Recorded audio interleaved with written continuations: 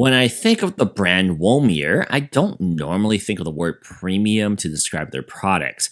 Womier had always been a maker of inexpensive but good valued mechanical keyboards, so I was a bit surprised when I received the SK75 TMR to review. Immediately, the box was already heavier than I had expected, and everything about the SK75 TMR did elevate my perception of the veteran keyboard maker brand. And before we proceed, I just want to thank Womier for sending us a unit to review. However, they're not going to be watching this prior to our publication, so everything I'm saying in this is based on my experience and my thoughts on this unit after evaluation.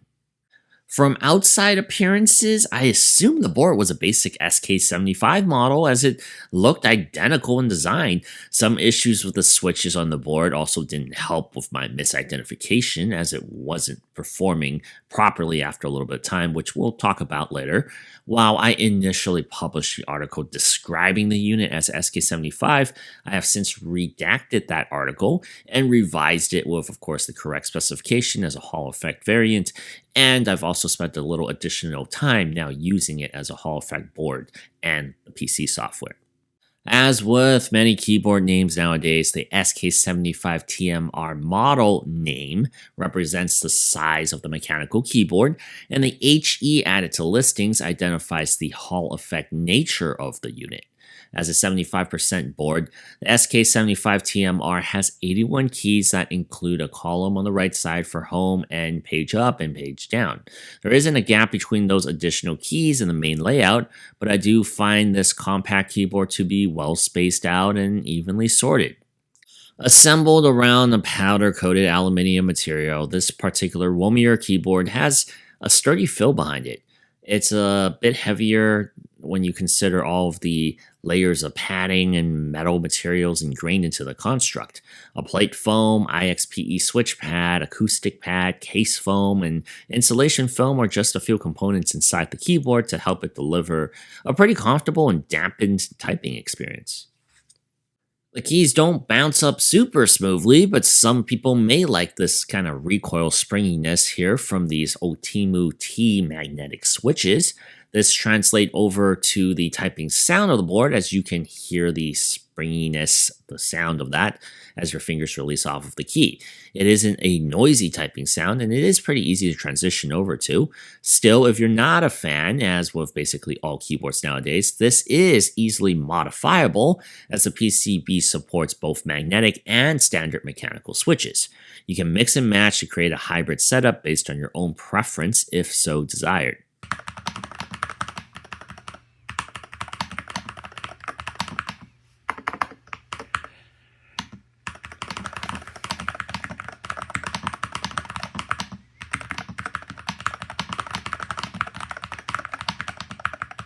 Womier says they use a next-generation magnetic switch powered by tunneling magnetoresistance, hence the TMR addition to the name.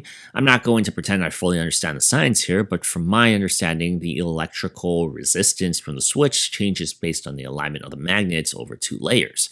Womier says that this type of magnetic switch tech is more stable and has zero dead zone. With a full 8,000 Hz in both wireless and wired mode, an actuation range of 0.1 millimeters to 3.5 millimeters, and a 0.125 millisecond reaction time, it's on par with competitors, at least on the spec sheet front. I wanted to make also a quick note that Womier did stop making this keyboard with that switch I just talked about, and they are now using a new switch, a void switch for this. So if you're buying this, I think after this video is published, they are going to be selling that keyboard with that configuration. As for the feel of the double-shot keycaps, the PBT Cherry Profile set here isn't bad for an included choice. I have the black offering, and like the rest of the keyboard, they're just straight up a black color with no deviations. It's a little plain, but there are fans of a minimalistic clean look like this, and I'm all for it too. While the symbology of the keycaps aren't passed through for the RGB itself has a nice diffused look seeking and seething around the keycaps. I do think it looks nice, and while the preset RGB backlit modes are basic in nature, it does work well for this keyboard's aesthetics. Speaking of aesthetics though, there are some white speckles on the black frame of the keyboard purely for a little bit of, I guess you could say, color contrast, or else the whole thing's just black. It's as if there were noticeable dust particles that can't be dusted off, ever. I don't mind the accent to what otherwise is a rather bland look, but it technically isn't a pure black option for those of you out there who were expecting it to be from, those distant marketing pictures online. There's literally nothing on the entire frame of the board. There's no ports, no switches, and no toggles. It's a uniform look on all four sides of this rectangle. The flip side to this clean look is that there also isn't a slot to store the USB dongle, which most modern keyboards provide now somewhere on the body so you don't lose that little but important piece. Womier accomplishes this no port at all look by applying two somewhat unique alterations to what is a standard keyboard design. The first one is pulling the USB-C port below the frame and onto a sublayer beneath the board. As there's no adjustable legs on this keyboard, this layer acts also as a leveling base to designate the typing angle for the SK75. You can't adjust the angle of the keyboard, so you'll be stuck with this one preset no matter what. I found it to be comfortable and angled at a pretty good height to comfortably type on, so I don't really have much complaints about this change at all. This is also where the unique identifier of this keyboard's design lies as well. This layer contains this odd mirror design made of tempered glass. It's what Womier calls a decorative piece, but it's located on the underside of the board, which is firmly planted down on the desk when you're operating the keyboard. So even if it looks different or unique to somebody out there, you're not going to be seeing it while you're using the keyboard at all. I do applaud Womier for trying something eye-catching for marketing purposes, as mechanical keyboards really have been a bit stale and replicated across the market, but I'm not sure how this gimmick sets this specific keyboard apart when you can't see it while you're using it, and what you do see is just a generic black layout on the top. The second change, and the one I found to be intrusive, is how Womier hid the connection switch under the caps lock keycap in a tiny little switcher. This is a wireless board, so you can technically switch between three modes: Bluetooth 5.0, a USB-C wire connection, and a 2.4 gigahertz receiver.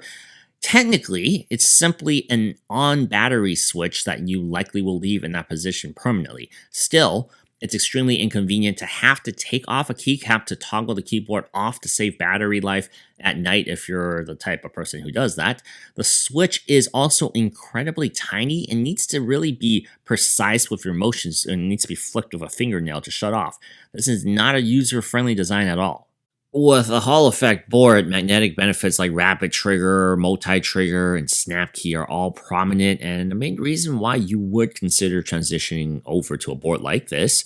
You can literally customize the keys to be so sensitive that just a slight little tap on the tip of the keycap is enough to register a click.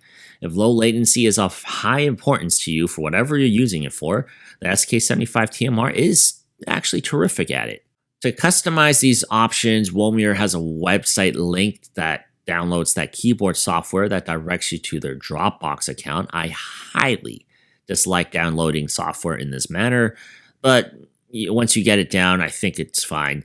The software is self-explanatory enough for users to modify what they're looking to do. That is, if it connects.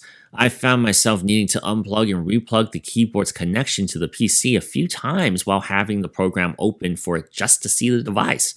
It's a bit frustrating and inconsistent, and it is what it is. As far as battery life goes, this heavy board houses an 8,000 milliamp hour battery that survives a bit more than a week off of a charge with the RGB lights enabled.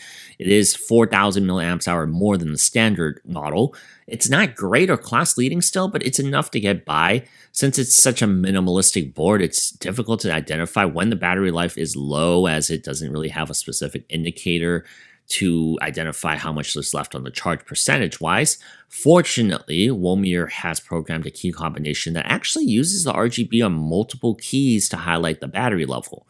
I don't know how I missed this in the manual my first time around, but it's actually a really nice way to keep an important notification on a minimalistic board like this without adding things onto it. The biggest issue I faced with the SK75 TMR was, I would say, the lack of reliability in a way. It's a gaming keyboard, and I legitimately did lose a couple matches in a game because of this board. Review keyboards for at least 30 days of consecutive usage for these reasons, as issues do often arise, after the first few weeks.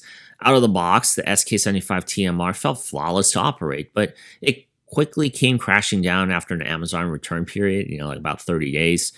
It started with a single key demonstrating what I assumed was key chattering.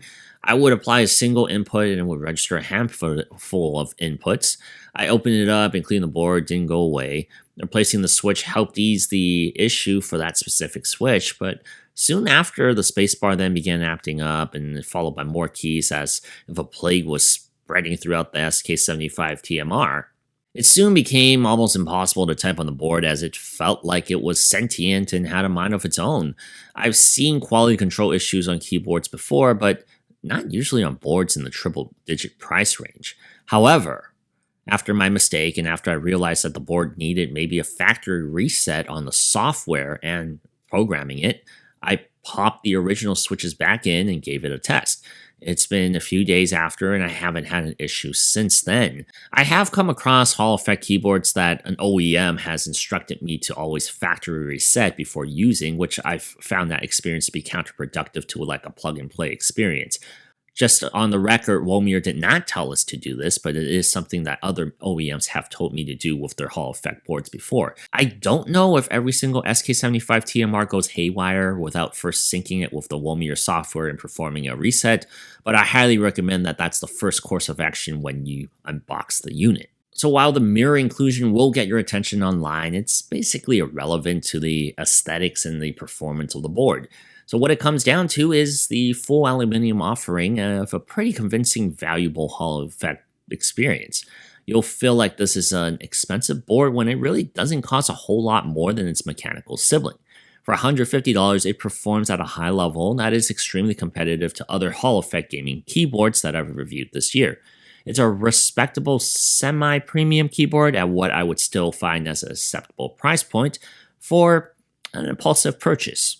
Once again, I'm Alex from the Sypnotix. Let me know what you guys think of this keyboard, and if this helped you with your purchase decision, let me know in the comments below. Hit that like button, subscribe, definitely helps the channel, and we'll see you guys next time.